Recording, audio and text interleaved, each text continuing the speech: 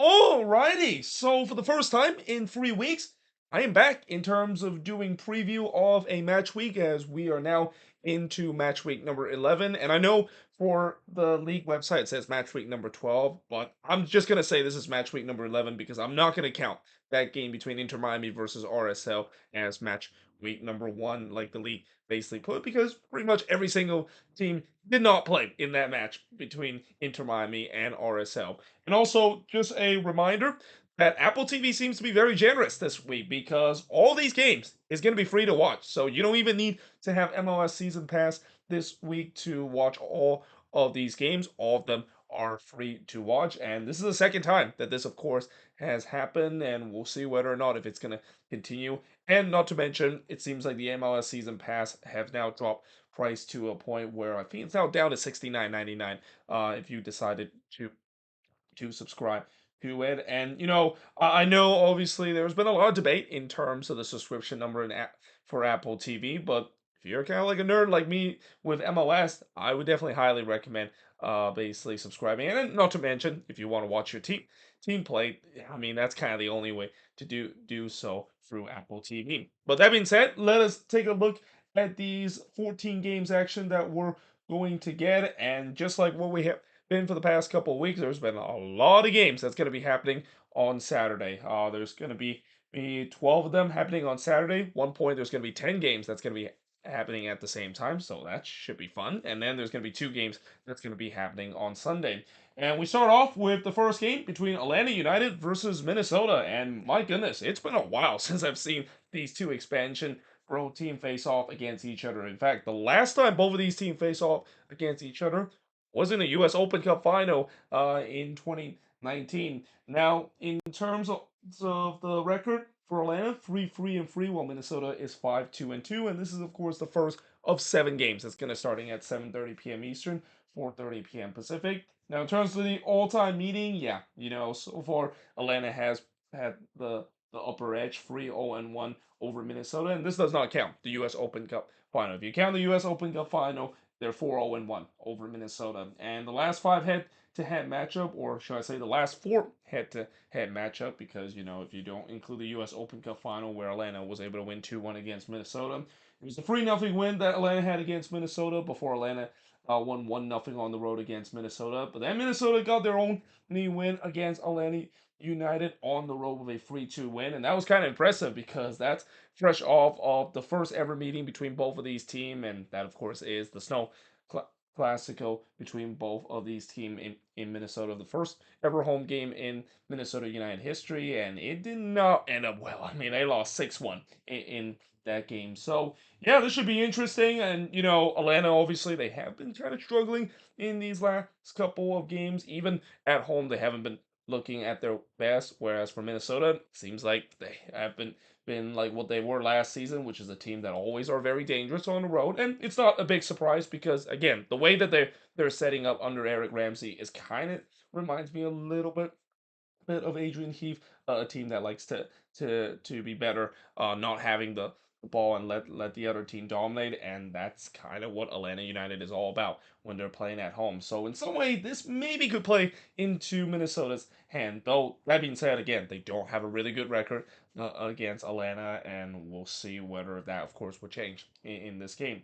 Now, moving on, we got Charlotte versus the Portland Timbers. So this is, of course, the second cross conference game. We get a couple of these, but this is the first ever meeting between both of these teams. For Charlotte, 3-2-5, while for the Portland Timbers, 2-4-4. And needless to say, I think both of these teams definitely wants to get themselves in the winning column. I mean, for Charlotte, after that strong start under Dean Smith, it feels like things have kind of unraveled a little bit for this team. And obviously, we knew coming into this season it was going to be challenging for them because of the talent gap that they have, and it's started to kind of show in these last couple of games. Whereas for the Portland Timbers, I mean, it's been a very weird season for the Portland Timbers. I mean, on one hand, if you want to take a positive spin out of that, the Timbers has had some good resort against tough teams and have some great moment like that 3-0 comeback that they had against Sporting KC on the road to draw 3-3. But on the other hand, they haven't won a single game in a long time. I mean, I think they're now 7 games without a win right now, and yeah, I'm pretty sure Timbers fans are really hoping eventually the win will will come to them. I mean, they haven't been playing bad in this winless run, but they definitely want to get themselves on the board in terms of the winning column, and we'll see whether or not if they can do so against a Charlotte team that it's not going to be easy because Charlotte has been very good at home this season. But that being said, the last home game that they have, yeah, it was pretty much a no-show in that game against Minnesota United.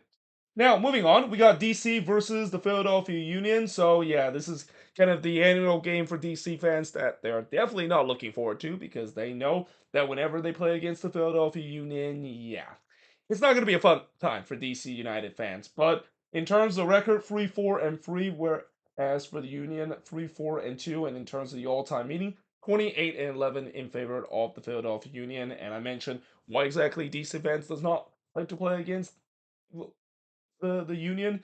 Well, just look at the last five head-to-head matchup. They lost 3-1 against the Union at home. They did drew 0-0 against the Union on the road, but then yeah, we remember what happened in 2022 when they got absolutely smacked in both of the game, and it was kind of a historic smacking too. I mean, it was a 6-0 loss at home, followed by a 7-0 loss on the road. I think that it might be a record for the most lopsided affair between between two teams in the two meeting that they had this season. But before that, DC did get a win. They did get a 3-1 win against the Union. It's a rare win for them because even going back to these last five head-to-head matchup, they have not done very well against the Philadelphia Union. The Union love to play against DC United, so yeah, we'll see if that's going to be the same thing, and especially with the way that the Union desperately want a bounce back. I mean, after having a start to the season where it was kind of weird because they didn't quite start off very well, but then they kind of get going. And then their unbeaten record came to an end, and now they follow that up by losing again at home against Seattle just a couple of days ago. So they're definitely looking for a bounce back win. But it's not going to be easy because, for this DC team, they did get a much needed win in their last home game. And we'll see whether or not if they can follow that by getting a rare win against a team that they do not have a good history against for the past couple of years, or maybe even going back a decade long now. Now, moving on, we got Inter Miami versus the New York Red Bulls. So, yeah, this is going to be an interesting one because, Miami, I'm pretty sure they want to have some revenge against the Red Bulls after the last time both of these teams face off against each other. Yeah, Miami had probably the worst performance that they had the season. But mind you, that was a game. They did not have Messi in the team, and with the way that Messi will be playing in this game, maybe things will be a little bit different. But overall, 6-3-2 in favor of Miami, their record. They're still currently at the top of the Eastern Conference, whereas for the Red Bulls, 4-5-1 is their record. All-time meeting, 6-0-3 in favor of the Red Bulls, and the last five head-to-head matchup, I mentioned, for Miami, they had their worst performance against of the season against the Red Bulls when they lost 4-0 in that game. Then they did win 2-0 on the road against the Red Bulls. That, of course, is Messi playing for the first time in New York. And then we have the Red Bulls winning 1-0 against Miami before the Red Bulls winning 3-1 against Miami, and then Miami winning 2-0 against the New York Red Bulls. So, like I said, certainly Miami want to get some revenge after just an absolute disastrous performance that they had against the Red Bulls in the rain a couple of months ago. But the Red Bulls, this is a good team. I mean, in some way they'll definitely look to trying to bounce back after giving away points against LAFC not long ago, and we'll see whether or not they can do so on the road in the game. And not to mention, they've only lost once this season. I mean, this is a tough team to beat under Sandro Schwartz, and we'll see whether or not they can do it again against should be a much stronger Inter Miami team this time. Now, moving on, we got Orlando City versus FC Cincinnati. So this was a matchup that at the beginning of the season everybody was looking forward to because both of these teams were touted to be one of the best team in the Eastern Conference, and maybe this was a preview of a playoff matchup for this season.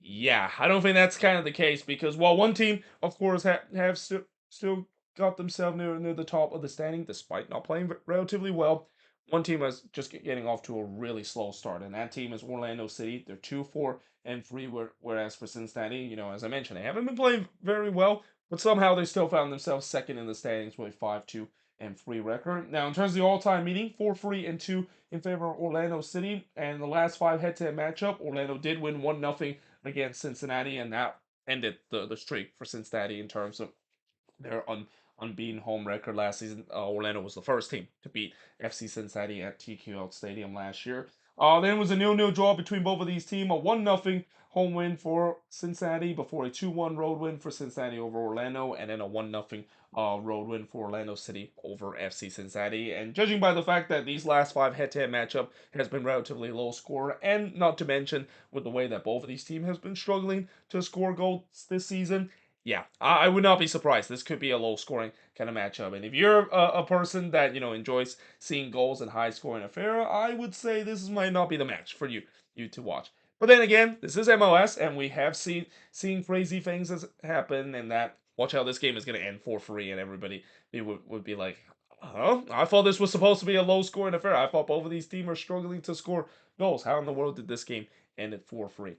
Now, moving on, in the next match, we got the San Jose Earthquakes versus LAFC, and just a quick note, I am actually not going to go to this game. I was actually thinking about going to this one, but the reason why I decided not to go to this one is that, I have to work tomorrow, and I get off work at 3 o'clock, and it's really tight for me to get to Levi Stadium from the airport down to there in only an hour and a half time. And not to mention, the Quakes are just bad this season. I mean, and the tickets for this game isn't the cheapest, and also it is expected to be raining in this game as well. I mean, I know that's crazy to say that it is expected to maybe rain in this one, considering we're now into May, and it should be raining in California in May. But that being said, in terms of the Quakes, yeah, 1-1-8, still the worst record right now in the league, whereas for LAFC 4-3-3. This game, of course, will be played at Levi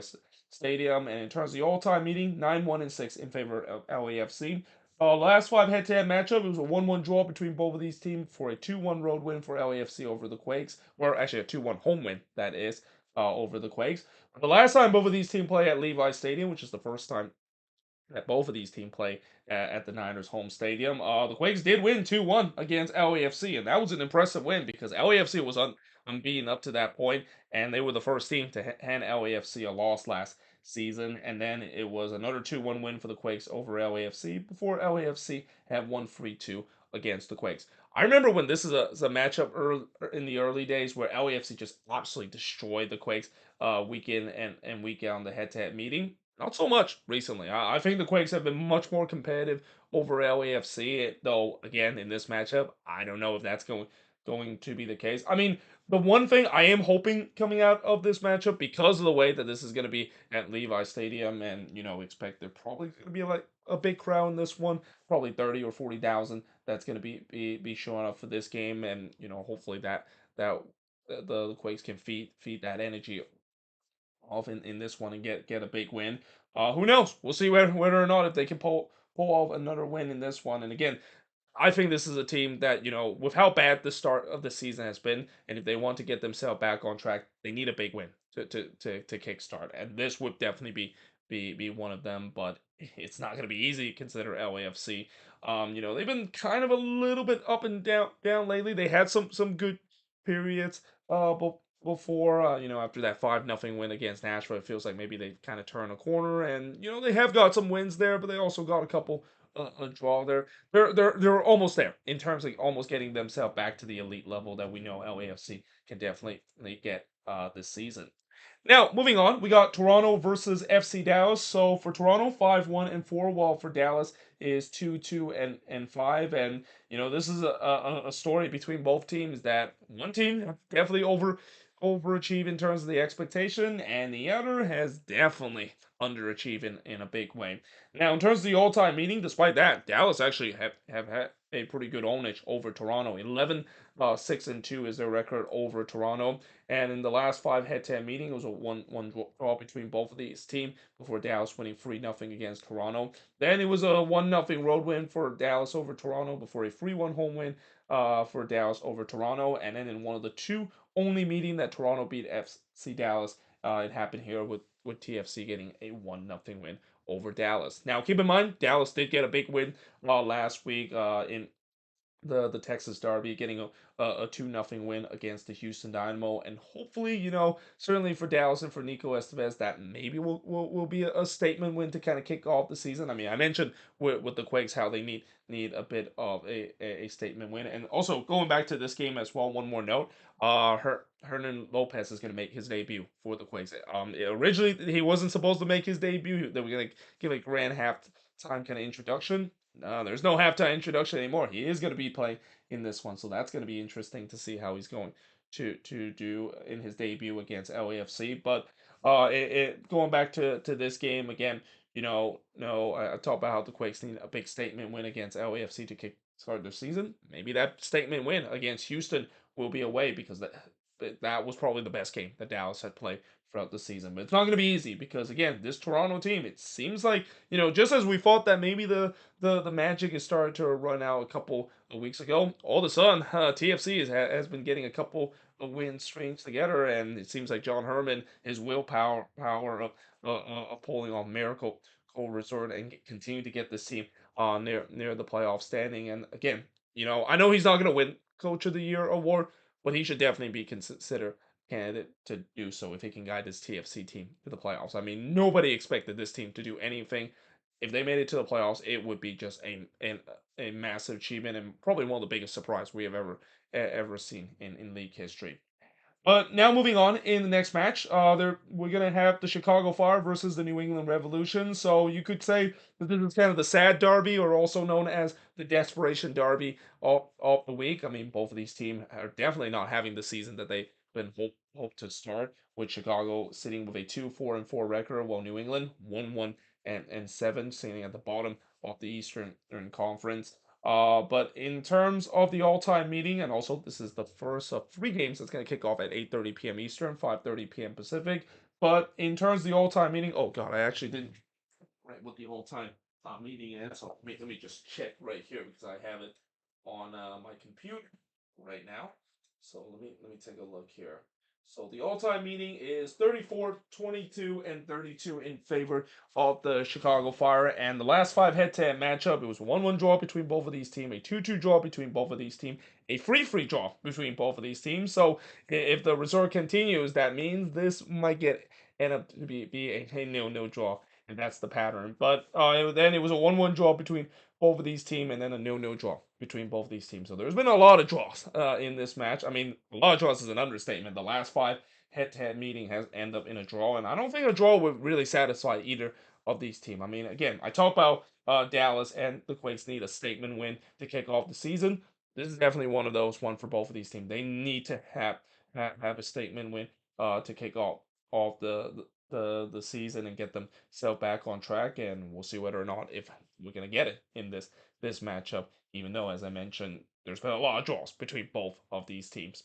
But that being said, I am now going to change boards, and you know what? Why not? Forget about stopping the video. Let us actually just change the board this way. I feel like I need to do this more often instead of just stopping the video and change boards. I mean, it's pretty easy for me to change boards either way with this one. Let's just do it on the fly and talk about the next game, which is the Houston Dynamo versus St. Louis City. So this, of course, is the first meeting between both of these teams this season, but this is not or actually in MLS play that is, but this is not the first ever meeting this season. We know that both of these teams play in the CONCACAF Champions Club in that all MLS matchup in the first round, and the Dynamo barely was able to squeeze by St. Louis on away goals to move on into the next round, and this will be the first time both of these teams face off against each other in league play.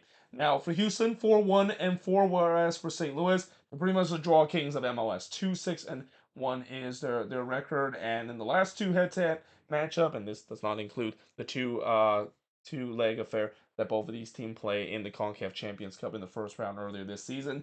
The 1-1 draw between both of these teams, and then a 3-0 home win for St. Louis over the Houston Dynamo. Now, there's no doubt the Dynamo would want to have a bounce back performance. I mean, that last game against Dallas, I know they got a red card after just 5 minutes from Griffin Dorsey, but yeah, that was probably the worst performance that they played the whole season, and that was kind of like almost a Ben Olsen kind of throwback of DC United kind of performance. And I think DC fans are probably just kind of telling me that, hey, I know you're basically roasting us about our time when Ben Olsen was taking charge of the team, but just look at the previous performance of how ugly it was, and it kind of reminds you of those ugly days when Ben Olsen was taking charge of DC, especially near the latter third term. But we'll see whether or not they can bounce back against the St. Louis team. That again, the story of this season, way too many draws.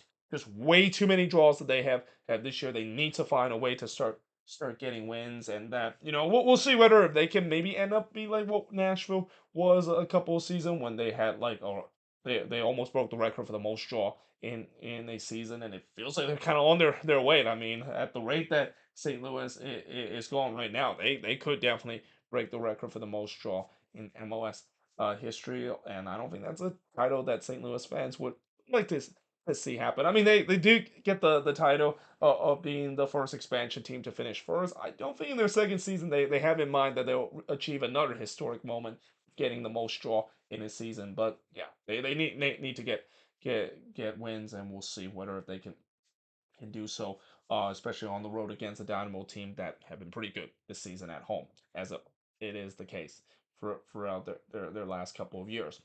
Now, moving on. Speaking of a team that desperately need to get a win, Nashville. So Nashville 1-5-3, and in some way, it's kind of similar to St. Louis. They're not getting the wins that they need to do, but unfortunately, they also have lost a couple of more games compared to St. Louis, and they're gonna look to trying to get a win here against Montreal, who it's been kind of mediocre for Laurent Courtois side this season, but that was kind of expected with the way that they start the season on the road for the first 6 games, and now they're back on the road. But problem is, you Montreal fans, there's going to be a ton of games that they're going to have that Star Saputo, especially in the middle of the season. But in terms of the all-time meeting, 4-2-1 in favor of Nashville, and the last 5 head-to-head matchup was a 1-0 Montreal win over Nashville before Nashville won 2-0 against Montreal. Then it was a 2-1 win that Nashville has against Montreal before Nashville won on the road 1-0 over Montreal. And then it was a draw between both of these teams, a 1-1 draw, and to conclude the last 5 head-to-head matchups. So, yeah, we'll see how this game is going to turn out. Again, for Nashville, they desperately need wins. And I talked about in yesterday's video about head coach that is under the hot seat. Gary Smith is definitely under the hot seat right now. And if he can get this team to perform and get them back on track, that pressure is going to continue to mount up, and that Nashville fans they will be definitely continue to bang the drum louder and louder of all the draws and losses that this team suffer of Gary Smith being fired from this team. They don't get the result that they need to. Now, moving on in the next match is RSL versus Sporting KC. So we get one of the hottest team in the league in RSL, who is currently at the top of the Western Conference, against a team that should definitely be near the top of the standings if it wasn't for the many blown leads that they have suffered this season. Now, I will say this with the blown leads for Sporting KC.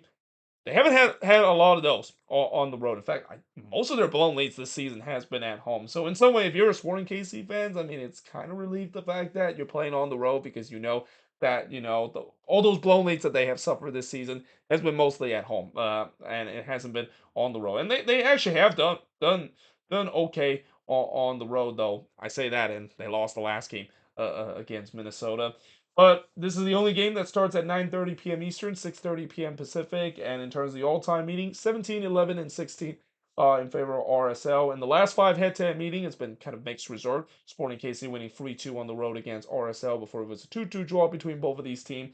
Then RSL did win 3-0 against Sporting KC before Sporting KC winning 1-0 against RSL. And then RSL, of course, winning on the road 2-1 against Sporting KC. Now, I would also like to remind you that, RSL, like Minnesota, they're a team that is kind of starting to mirror very similar to what they were last season, where this is an RSL team that is one of the best team on the road.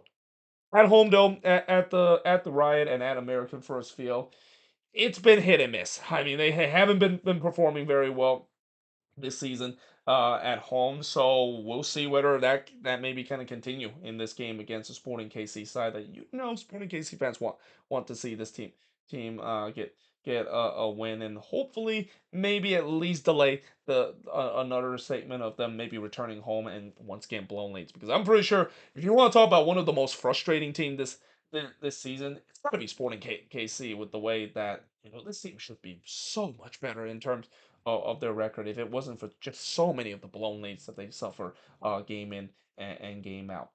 But now moving on in the next match is Vancouver versus Austin FC. So this is the last game of this match week, and since this game, by the time the second half is gonna happen, and this is the only game, this might give me a chance in terms of actually start writing the boards and putting the notes in terms of part one of the review. But that being said, in terms of this game between the Whitecaps versus Austin, it's definitely between one teams that definitely got off to a good start, and then another team that really just out of nowhere in these last month or so have got onto a very under the radar hot start. Like who would have saw this coming? The fact that Austin has been just so bad in the beginning of the season, and yet they're sitting themselves in the playoff position with a 4-3 record. Now, that being said, in terms of the all-time meaning, 4-1 over the Whitecaps in favor of Austin. So yeah, Austin has not had a lot of success against the Vancouver Whitecaps, and also expect to be a big crowd in this one because this is one of the four games that the Whitecaps have mentioned. They're going to open the full stadium because this is part of the 50th anniversary that the Whitecaps are going to celebrate in their franchise history. But in terms of the last five head-to-head matchup, it was a 2-1 win that Vancouver had against Austin before it was a 0-0 draw between both of these teams. Then Vancouver winning 2-0 against Austin before Austin winning 3-0 against Vancouver, and then Vancouver winning 2-1 against Austin FC. And mind you, Vancouver this season, I know there's been a lot of naysayer about how they got off to a good start, mainly because they've been playing against some easy team, and some might say that this could be another easy opponent against Austin, though Austin has definitely play much better. And in some way, Austin is started to look like at least in the last couple of weeks, like the team that they had in 2022, team that was really kind of overachieving and really playing out of their mind and playing up to the expectancy kind of goals and average that they of course had. And we'll see whether or not that kind of continue, especially against a Whitecaps team that has been even though they've been having a relatively easy schedule. I mean, there's that old saying, you can only play against who you play against, and we've seen in this league where when teams play against easy opponent or having the easiest part of the schedule, that doesn't always guarantee that you're gonna win all of them or at least most of these games. And again, that's a credit to Vanni Sartini taking advantage of beating the teams that they should be. And now we'll see. I would say you could maybe say this could be a signature win because Vancouver hasn't been playing a lot of team that is near the top of the standings. And while Austin is definitely not near the top of the standings because of the way that Austin has been on a bit of a hot streak, this could be an impressive win if the Whitecaps can pull it off. Even though I know this is of course at home, and so far this season, at least for the most part, they've been pretty good this season at home. Now, moving on, we talk about the Sunday game, the two Sunday game that we have, with the first one between NYCFC versus the Colorado Rapids. So this game starts at 4 p.m. Eastern, 1 p.m. Pacific, and this game, of course, is going to be playing at Citi Field because the Yankees are playing at home in the series, and anytime that happens, NYCFC is basically kicked out of Yankee Stadium. But NYCFC with a 4-4-2 record, whereas Colorado with a 4-3-3 record. And I gotta say, this is to be a very underrated matchup. I mean, I don't know a lot of people would talk about this matchup of being an interesting matchup, but I do see it because again, NYCFC they definitely have taken advantage of this 5 game home stretch to a treat with the way that they have gone on beating in the last 5 games, getting 3 of the five games with a win doing this unbeaten streak. Whereas for Colorado, yes, I know they're fresh off of a loss against Cincinnati, but this is a Colorado team that I've said throughout the season. Besides that first game against Portland, and really besides that first half against Portland, they have not been blown out in any of these games. They've always been in the game. They're a very tough team to try to play. Though that being said, they're also looking to try to get their first win against NYCFC. NYCFC have never lost to Colorado. They have a 3-3-0 record over the Rapids. Last 5 head-to-head matchup was a 1-1 draw between both of these teams before NYCFC did win 2-1 against Colorado. Then NYCFC winning 4-0 against Colorado before it was a 1-1 draw between both of these teams. And then NYCFC absolutely demolished Colorado by winning 5-1 against them. I don't think this is going to be that kind of game. I think this is going to be a close game. And one thing I will say about NYCFC doing this good run that they have, it's not because of the fact that they're blowing team away, and it's also not because of the fact that they're playing the prettiest soccer and kind of look like the old NYCFC team that we've seen dominating team at home week in and week out. You know, they've been kind of methodical in terms of their resort getting a couple of 1 goals win and so forth. But honestly, I don't think Nick Cushing would care because again, he desperately needed this. If he doing this 5 game stretch, if this team just completely fall apart, I think we could say that Nick Cushing probably is no longer the head coach of NYCFC right now. But credit to him, he's definitely getting the resort and really pushing this NYCFC team back to a decent position to a point where they're now in the playoffs. Considering a couple of weeks ago, this team looked like they were in a doom and gloom situation. Now, moving on, we got the Seattle Sounders versus the Galaxy. So Seattle, of course, fresh off of probably one of their more impressive performance this season. I argue probably that performance against the Union were the most impressive. I know they had that 5-1 win against Montreal, but remember, that was against a Montreal side that was clearly tired and clearly wanted to end this 6 game road trip that they on. But the fact that in the last game, in the middle of the week, on a short week, to travel all the way across the other side of the country and play against a team that doesn't lose very often at home and getting the win, that is definitely very impressive. But we'll see whether or not if that maybe is a sign to come, or maybe it's just kind of being an outlier, just like what we saw with that 5-1 win that they had against Montreal. And it's not going to be easy to prove that that's not an outlier because they face against a team that is doing very well this season. That is the LA Galaxy. Though the Galaxy did have probably their worst performance just last weekend against Austin FC, and they now have a 5-3-2 record and are no longer at the top of the Western Conference. This game starts at 6:30 p.m. Eastern, 3:30 p.m. Pacific, but we know this game is not going to kick off until 25 minutes after because it's on FS1. And anytime when a game is on Fox, it's going to kick off 25 minutes after. Now, in terms of the all-time meetings, 17 wins apiece for both of these teams and 13 draws.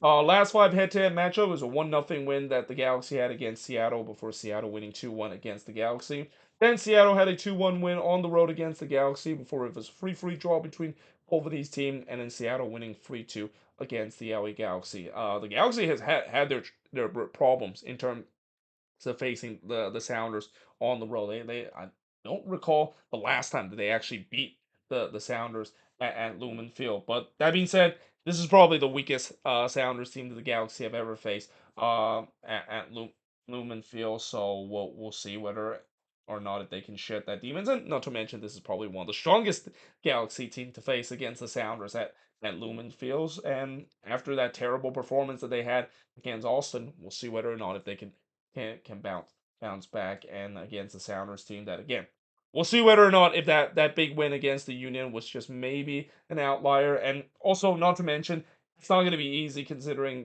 because they're playing 3 games in 7 days. I mean, when you have to travel across the other side of the country and then travel back, even though they're playing at home and maybe get an extra day of rest playing on a Sunday, it's not an easy thing to do. And we'll see whether if the Sounders can deal with it and face against a really good team that is the Galaxy. That, like I said, they're definitely looking to try to get themselves back to winning ways after their worst performance last week against Austin.